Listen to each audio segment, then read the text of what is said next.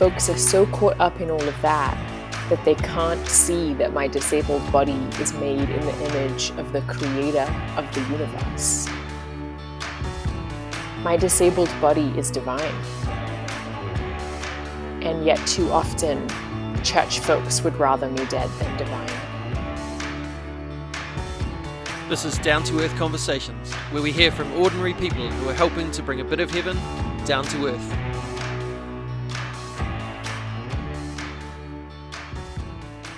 Kia ora, welcome to another episode of Down to Earth Conversations with me, your host, Andy Dixon.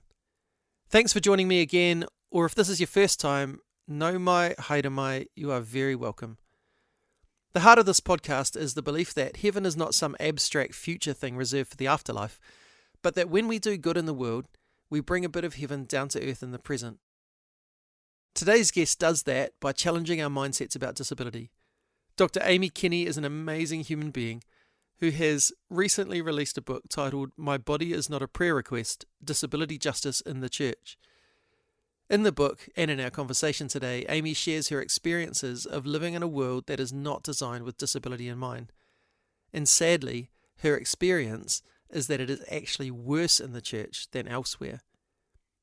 We talk about her role teaching Shakespeare, her book and how it came about, and we tackle issues such as using disability as a metaphor, healing culture, whether she will run in heaven, whether hitting her other knee with a hammer would be helpful, how the church can be less ableist, and the difference she sees between inclusion and belonging.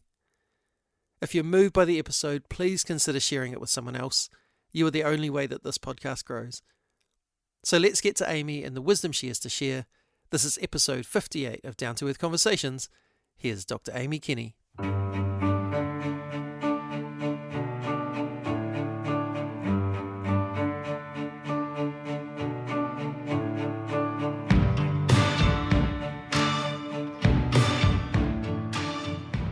Well, it is my great pleasure today to have Dr. Amy Kenny on the podcast. Kia ora, Amy. Thank you so much for having me, Andy. I'm happy to be here. A lot of people won't have heard of you, so do you want to just tell us a little bit about yourself? Yeah, I am a disabled woman who is unashamed of being disabled, and that kind of throws people a little bit. And I'm from Brisbane, Australia originally, and I've also lived over here in the States for quite a few years now. I've lived in London as well. So my accent and my life is really going for those citizen of heaven vibes these days. Yeah, that's beautiful. Yeah, it tells quite a story. It's every other word you can hear a different part of my story, I think. And you teach Shakespeare? Yeah. Awesome. Sometimes, part of the time. Part of the time. What got you interested in doing that? Who doesn't love Shakespeare? No, a lot of people, it turns out. I got interested in doing that because I think there is something about literature that allows us to imagine new worlds and what the world can be.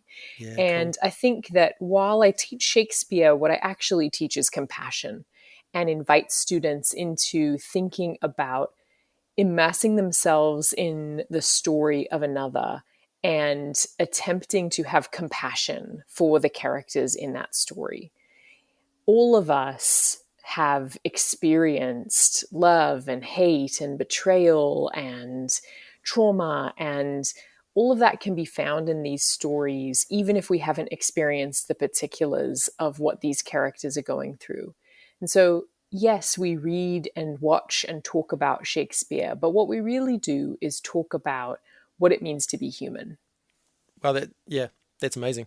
I love that for you. It's not just about, well, here's some good literature that's going to teach us how to write. It's actually, here's some good literature that's going to teach us about being human. Yeah. Which I think we could all do with a bit more of.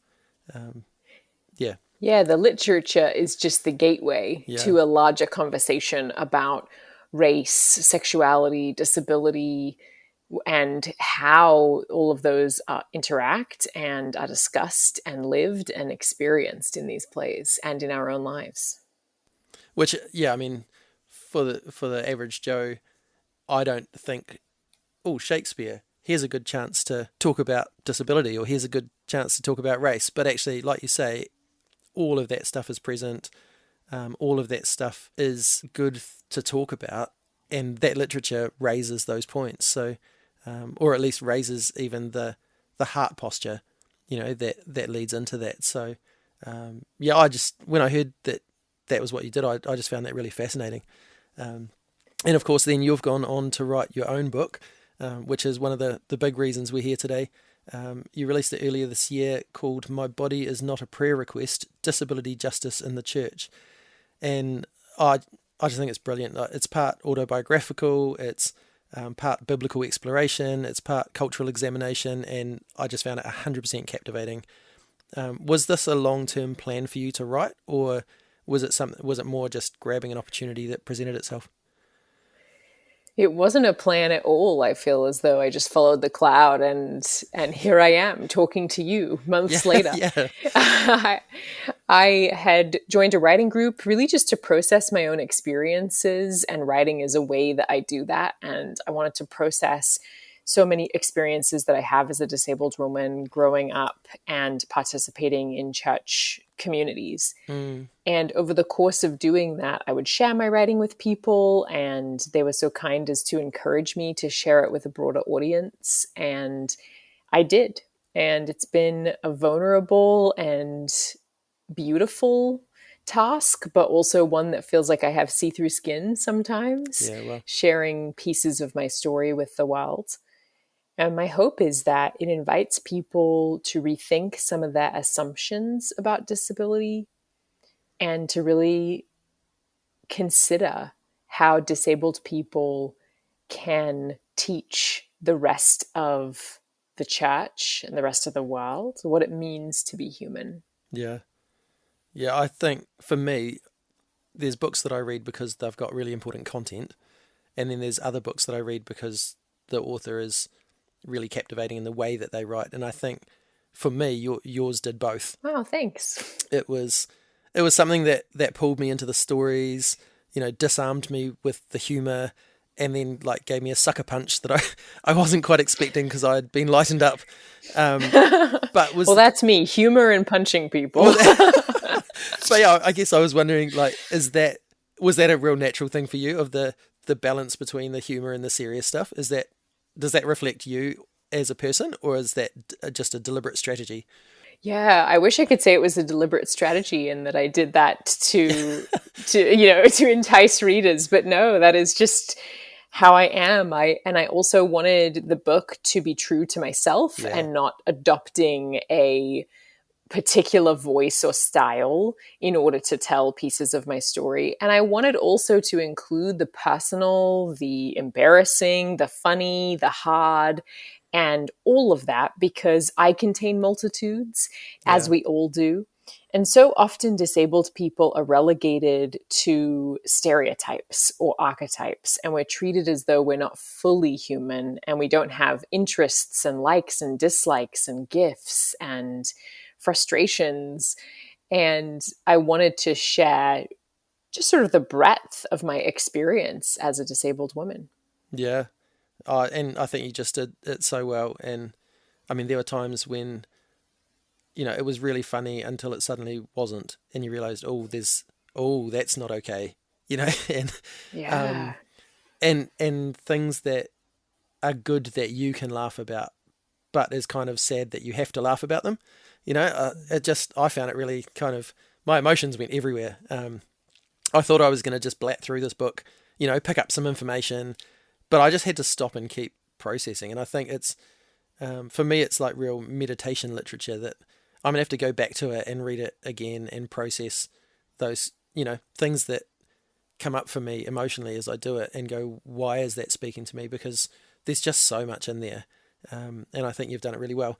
I want to pick up on several themes that you address in the book, particularly ones that jumped out to me, and things that maybe I hadn't thought of as much before. And, this is coming from someone who, I feel like I felt like I was doing okay at inclusion and those kind of things. And then this has just made me have a complete rethink and go, well, maybe I was doing better than I used to, but there's still room to grow. And so one of those ideas was talking about disability as a metaphor. And for me, I've long held the position that it's just not okay to use disability language as a slur. But it was like, honestly, it was like a huge whack in the face for me to realize that I'd been using disability as a metaphor in a way that basically was saying the same thing to people with disabilities, that the metaphors kind of equate disability to bad and then want to get from there to somewhere better or somewhere, and in church we do it all the time. I mean, even the most common of phrases, I was blind but now I see. Can you just say a little bit about that? I'm sorry / you're welcome Yeah. for slapping you in the face. Yeah. Yeah, it's so commonplace. And once you start noticing it, you notice it everywhere. And something that people say often is that meeting was crippling, without realizing that those of us who could be called and have been called to our faces cripple, that is a metaphor that is essentially making a connection with someone by putting my body down and by using my body as the tool to explain how horrible something was. We use these all the time in the church to talk about how revealing something is or how unfortunate something was. And it probably seems to some like, well, that's not a big deal, or they don't intend harm there. But it's not really that great to be everyone's example of something cheesy, bad, undesirable, gross all the time. And it chips away at your sense of worth and dignity to constantly be used as everyone's metaphorical punching bag. And for me, like, you also talk about that it equates suffering with disability and then tries to erase both, which, like, I hadn't realized that my language was doing that. But now, like, as you just explained that, going, oh man, if that was me and someone was using part of who I am to explain why their situation was bad or negative or why they were suffering, or that would be horrible. And yet that's your experience and the experience of so many others within our churches, which, it leads to that idea, again, that you hit really well in the book of Christians wanting you to be fixed and equating a fixed body with wholeness. How do we as a church get away from that, I guess? Is that something that you think that we're consciously doing, or something that we just haven't realized we're doing, or all of the above?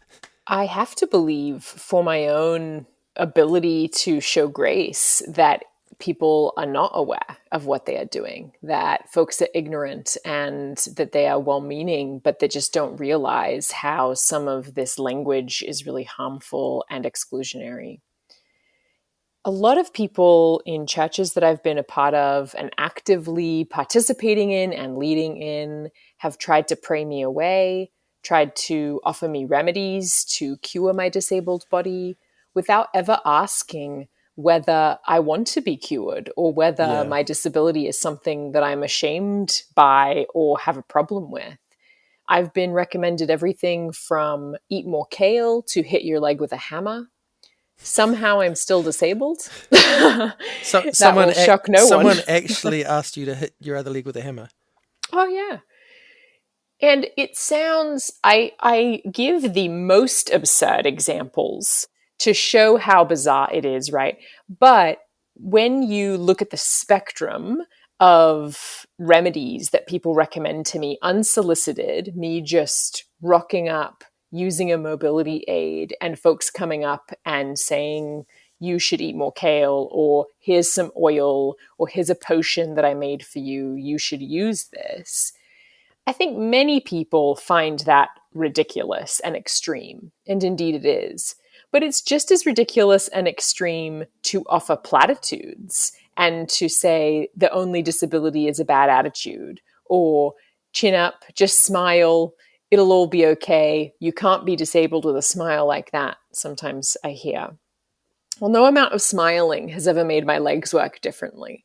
Yeah. And I express those in the book, partly in those top 10 lists to add a little bit of levity, and partly to reveal to folks through humor how tiring and Yeah. harmful this type of ideology is. To think that just by virtue of using mobility aids, that my body mind needs to be changed in order to fit your perception of what's perfect. Yeah. Yeah. And I think the part that hit me the most is you say in the book, you'll be whole one day, or you'll be running in heaven, they promise through pursed lips, as though I am not already a new creation with the mind of Christ, as if the Holy Spirit doesn't already dwell in my disabled body. And I think, I mean, that's just beautiful words that to me showed a sense of both heartache and self-worth. You know, that there's pain there because you just have to keep enduring these comments. But also you've got worth in yourself that actually, no, I don't need to hear that. Thanks all the same. But yeah, it seems like as Christians, we are obsessed with trying to fix disabled people.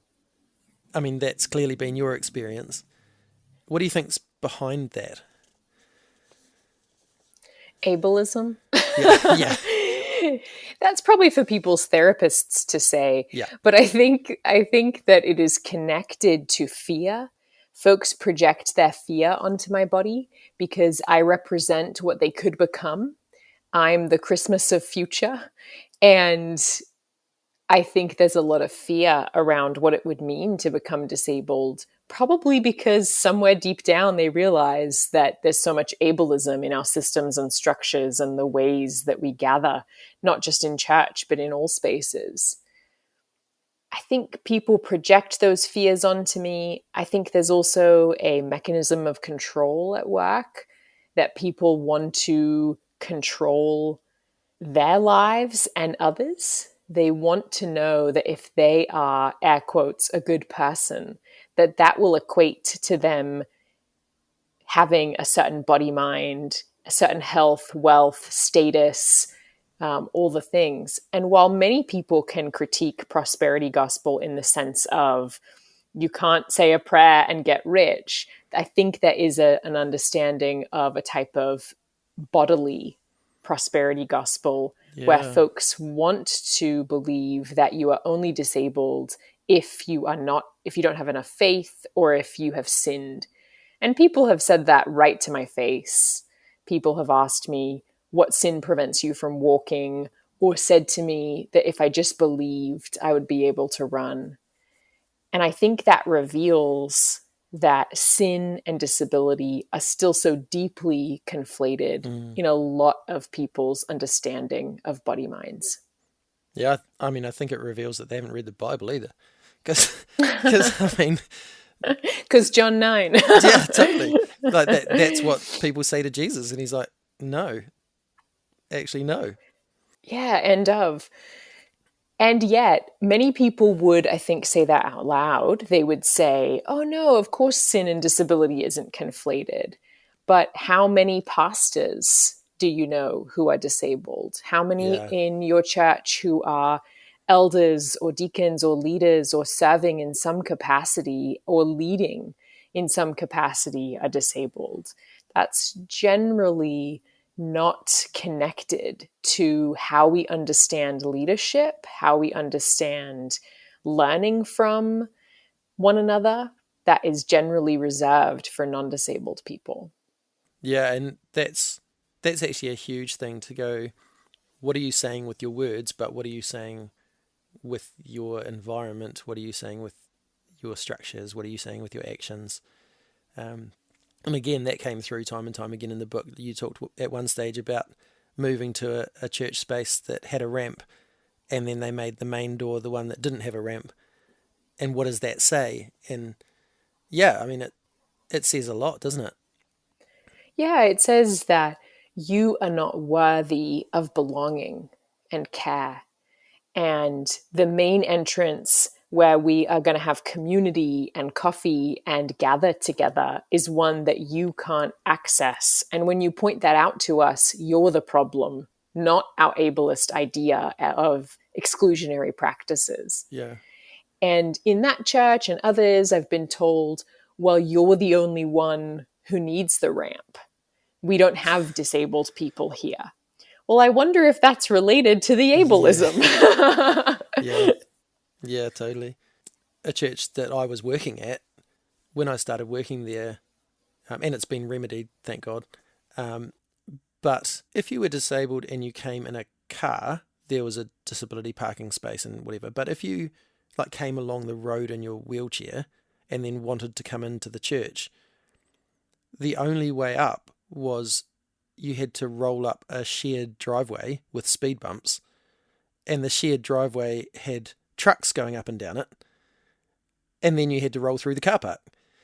And I mean, fortunately now the situation is that they've put in a gate and a crossing that goes all the way from the road to the front door. But yeah, it wasn't until someone said to us, hey, what is that saying to people? It was like, yes, yep, we do not want to be saying that. And yeah, I think what can be seen by a lot of us as the little things are actually really big things when it comes to accessibility, when it comes to a sense of belonging, a sense of the community valuing people. I want to read a little bit from the book. You tell a lot of similar stories to what our previous guest Manny Cox has shared, and he talks about being pushed out of his wheelchair in Jesus' name, and those same sort of things that you've said, which is just horrendous. But I think one of the things for me was the point you brought up before about how often people assume the right to make judgments about you and your body with no relationship, with no understanding of how you see yourself and your body, all that kind of stuff. And, even to the point of judging whether you're disabled at all. And so I just want to read the story that you've got in here, and because I think it starts in that place, but it lands really well for how does this connect to church. So this is when you've gone to the DMV to get your disability plates renewed. So it says, 10 minutes later, I've produced all the forms verifying that I am disabled. Which, I mean, even that sentence just, anyway. And I'm not just using a cane for kicks. There is nothing left for her to do but humiliate me. If you were really disabled, you wouldn't be able to drive, she scolds. She won't renew my disabled plates until I pass her arbitrary test of removing my current disabled license plates. If you tried hard enough, she says, you'd be able to. Blink, blink, blink, blink. I count in my head, unsure how to respond, trying to blink away my irritation. It's like we're reenacting the sloth scene from Zootopia, except there isn't a punchline rewarding us at the end of the awkward suspension. A slender stranger wearing a tank top that reveals more tattoos than skin approaches what is now becoming a scene. Can I change your plates for you? He offers, compassion beaming from his chestnut eyes. My new friend is fresh out of prison. As he unscrews my plates, he spills that he knows what it's like to be dismissed by the system, and he wants to support a fellow outcast. And it's there, in a DMV parking lot, atop of crumbling cement, that I am met with more accommodations than I have found in most churches. Jesus showed up in the form of an eavesdropping ex-felon that day. Jesus is always showing up for me like that. Whenever disability doubters linger nearby, I just wish Jesus would hang out at church more often. Maybe then my disabled body could belong. Yeah. I don't know. Some of me just feels say a few things. Some of me just feels like letting that sit there for people for a minute. But yeah, I think that's an extremely powerful story,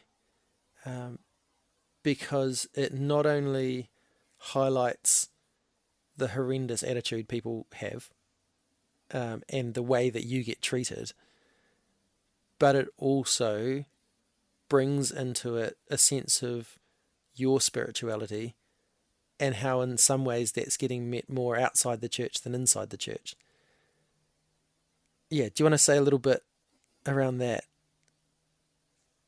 That has absolutely been my experience, is that people have been more accommodating to me, more compassionate, more understanding, and treated me with more dignity outside of the church than inside. Inside, I'm a problem to be fixed. I'm a villain, a victim. I'm everything that is wrong with the fallen world. I'm an example of sin, and theodicy runs through my veins. And folks are so caught up in all of that that they can't see that my disabled body is made in the image of the creator of the Yeah. universe. Yeah. My disabled body is divine. Yeah.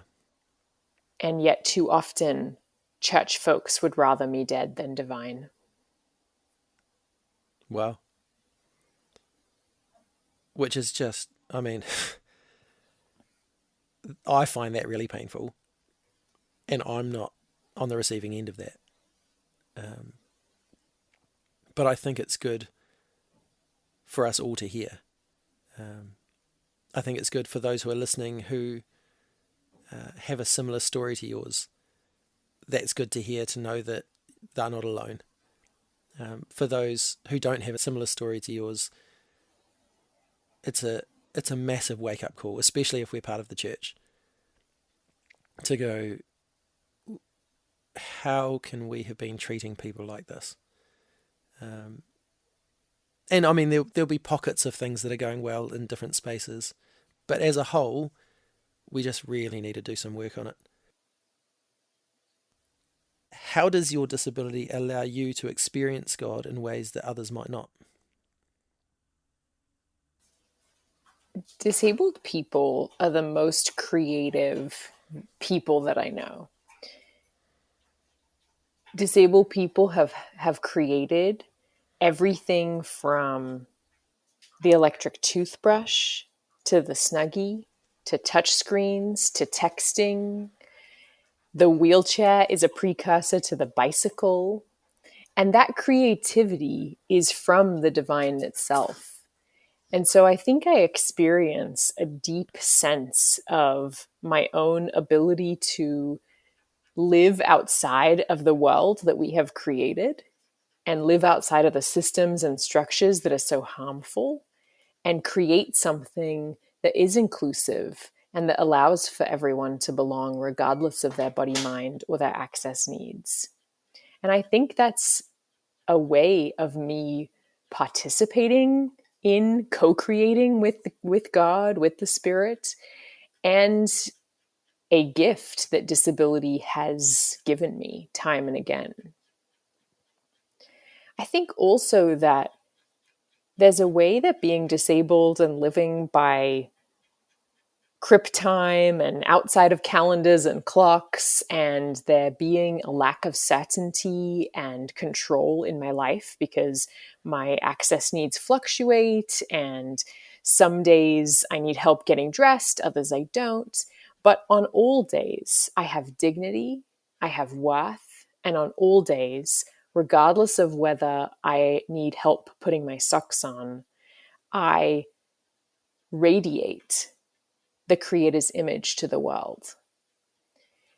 And I think that being disabled has really equipped me with a deep sense of my own worth, dignity, and divinity in that sense, because that's not coming from anyone else. And because I think there's a way that non-disabled people can kind of trick themselves into believing that they are independent and that they Yeah. have worked hard and created whatever amount of success, air quotes there, whatever amount of success they have. And I just can't keep up in the independent hustle culture, capitalist lifestyle, because my body mind cannot keep up. Now, of course, none of ours can, Yeah. but I can't even fool myself. And so I think that's also a gift of disability, is knowing that it is not my hard work or hustles that equip me with worth. That can't be taken from me, even if I can't get out of bed today. Yeah, which is something that a lot of us would do well to learn. I think all the technology development stuff that you mentioned, like I never realized that until I read your book, that so much of the things that we use regularly have come from people with disabilities creating ways to thrive in life. And, in New Zealand, our Indigenous people are the Māori, and a number of us would say that what's good for Māori is good for everyone. And I think similarly, this idea, again, I think you said in your book that actually what is good for the disability community is good for everyone. And I think that's a perfect example. It's not a case of, well, if we accommodate them, then they'll stop moaning about it. But actually, if we can help each other that thrive, then we can all thrive. Have you had experiences where that has gone well? Yeah, I appreciate you saying that because we're all interconnected. Yeah. And sometimes when we're talking about accommodating disabled folks, it does turn into this idea that disabled folks are just whinging. But it's good for all of us if access needs are met Yeah. and if we are able to create a community where we get to co-flourish. And just think about how often you use all of those different technologies that I mentioned. And imagine the world that we could create if we actually created a system where we could all flourish together. Mm.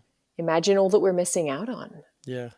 When people ask me why we should accommodate disabled people, there's so many responses. Of course, you should do it because it's the right thing to do. And because I think that's part of being in the beloved community with one another.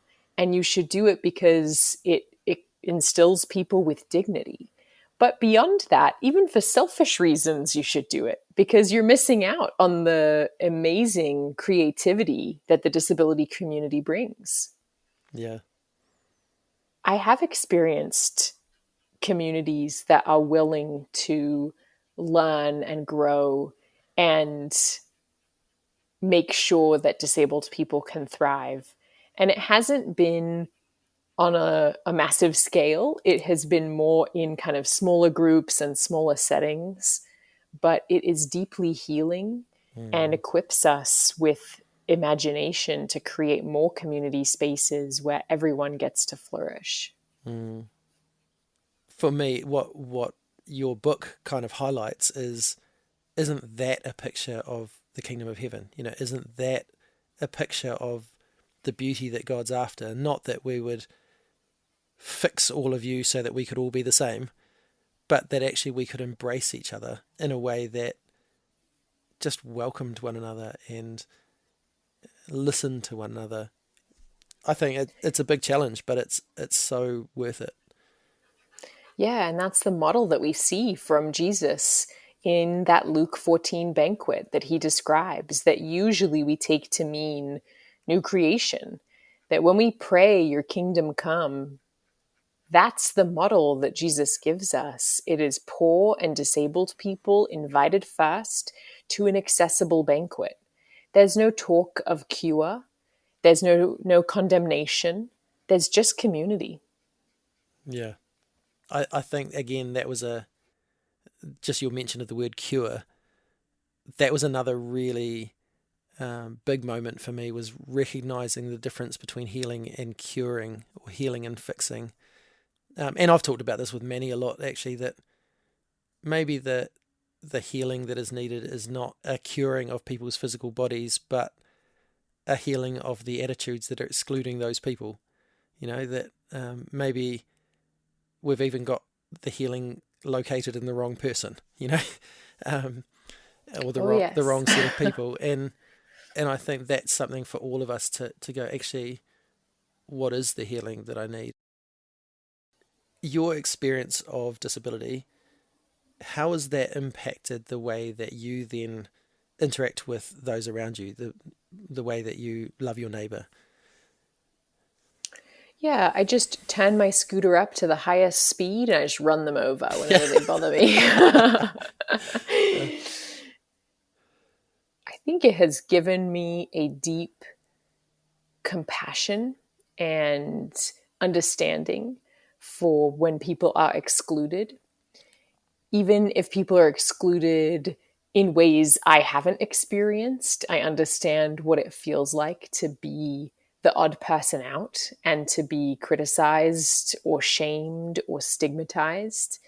I think it has allowed for me to understand that Jesus is in the face of every one of the least of these, and that loving our neighbor is loving Jesus, and that it's not often, in my experience, through these kind of hyper spiritual, transcendent moments where there's swelling music and necessarily scriptural verses and things, and not critiquing that. But it's more these one on one moments with our neighbors, sitting with them in knowing silence when they're really suffering through something, loving them enough to show up in the mess and complexity of healing. You know, if you've ever been with someone in the process of recovery of any kind, post surgery, recovery from any sort of addiction, it is an ongoing, messy, complicated process. And healing is messy. And it's loving people enough to cast out even our most pressing fears of, what if I say the wrong thing? What if I don't know what to do? What if it's awkward? What if I mess up? What if they say something rude? Loving people enough to stretch yourself, to be elastic enough to really love our neighbors. Beautiful.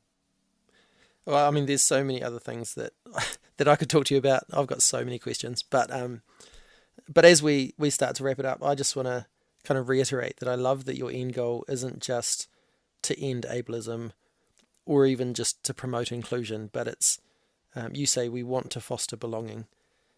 Do you want to just, I guess, give us a little bit of an understanding? What's the difference for you between inclusion and belonging?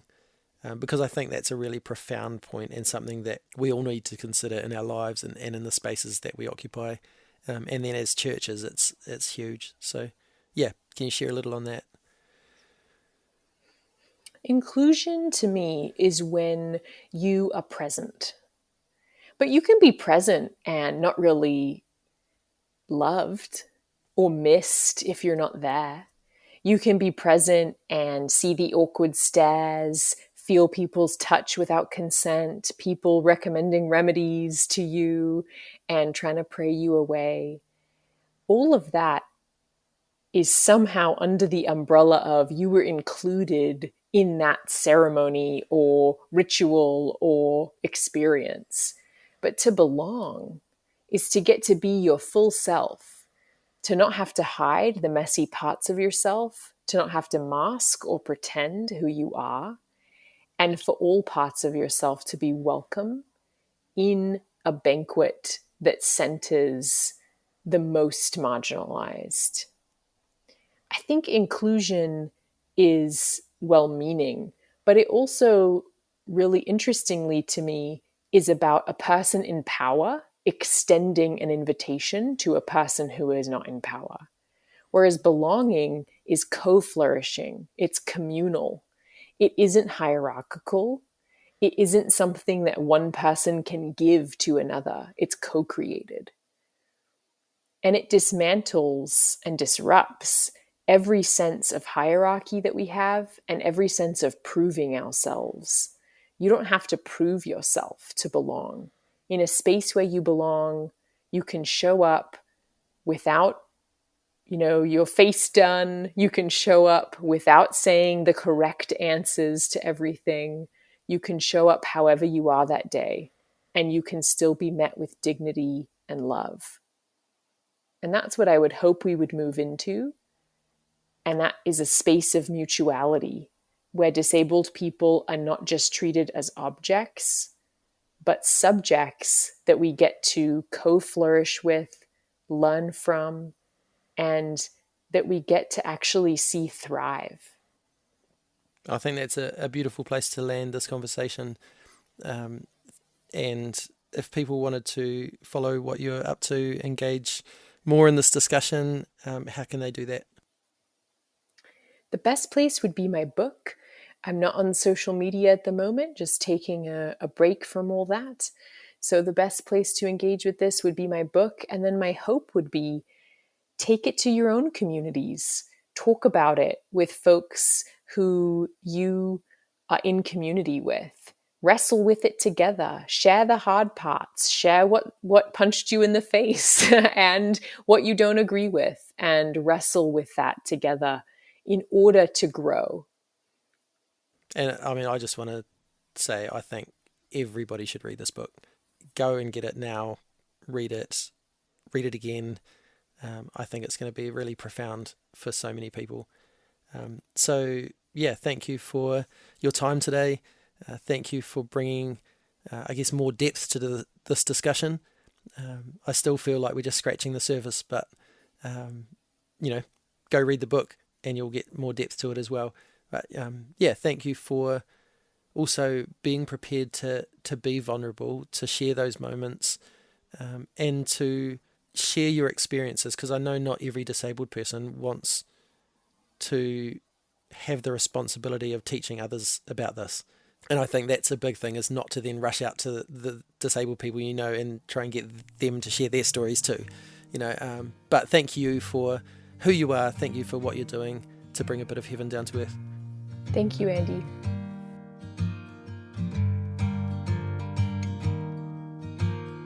Hello, hello heaven.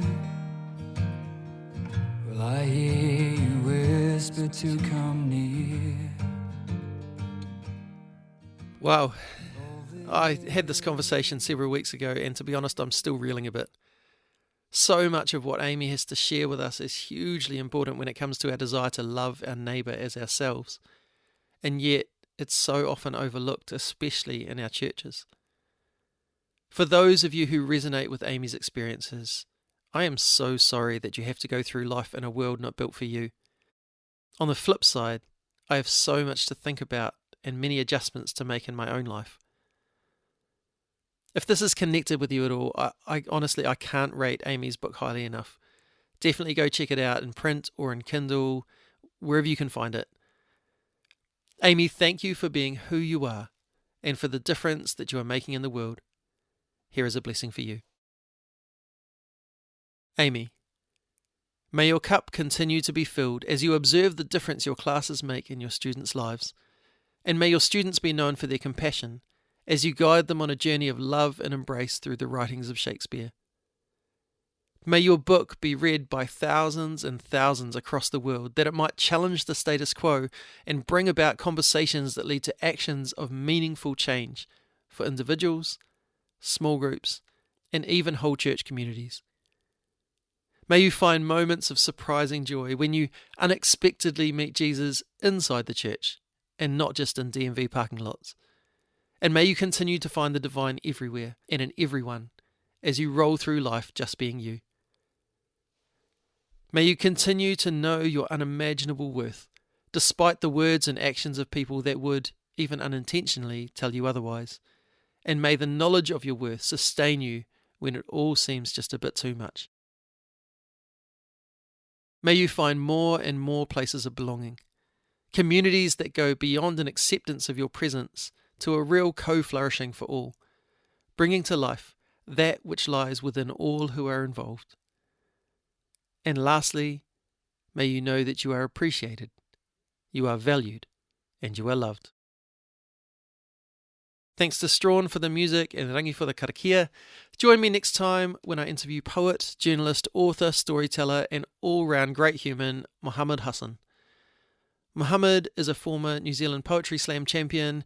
He's worked in television and radio journalism in New Zealand and abroad over the last decade, and he's the author of the recently released book, How to Be a Bad Muslim and Other Essays.